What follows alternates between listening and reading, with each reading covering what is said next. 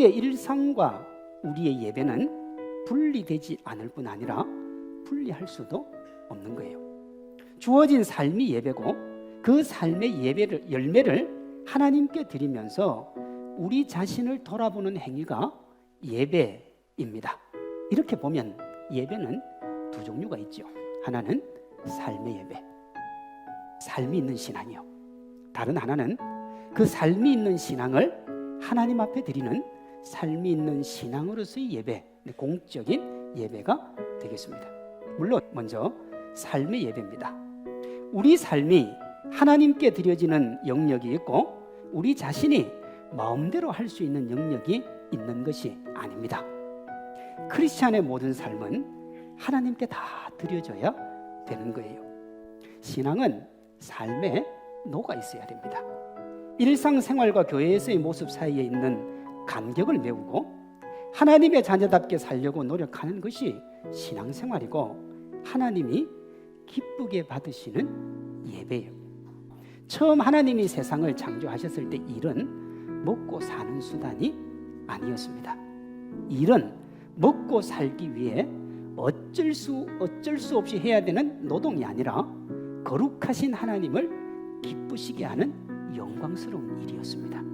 그 일이 타락과 함께 먹고 사는 것으로 바뀐 거예요. 예수님 안에 있는 이들에게 일은 다시 타락 이전의 상태로 돌아갑니다. 더 이상 일은 먹고 살기 위함이나 자신의 존재감을 드러내기 위한 수단이 아니라 하나님의 영광을 위한 것이 돼요.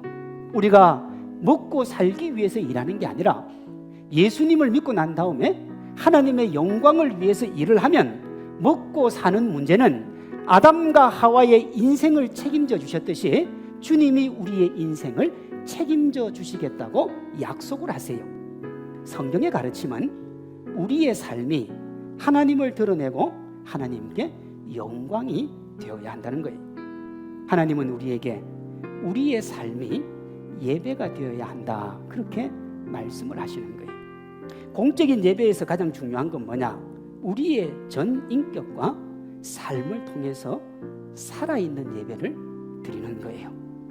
살아있는 예배의 핵심은 예배를 드리는 사람이 자신의 삶을 전 인격적으로 하나님 앞에 드리는 것, 그걸 살아있다 그러는 거예요.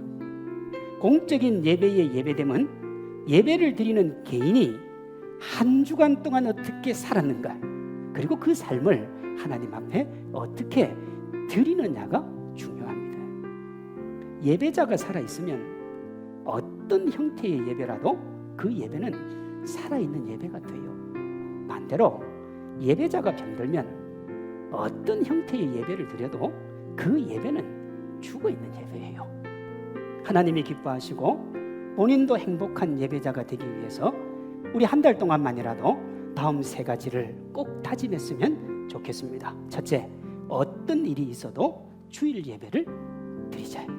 둘째, 10분 정도 일찍 와서 예배를 준비하십시오. 마지막으로요, 예배 순서 하나하나에 집중을 하십시오. 오늘부터 4주 동안 우리 모두가 신앙과 삶의 일치를 추구하는 삶이 있는 신앙의 예배를 하나님께 올려드리므로 멋진 예배자가 되고 하나님이 주시는 축복 마음껏 받아 누리는 믿음의 주인공들 되시기를 주님의 이름으로 축원합니다.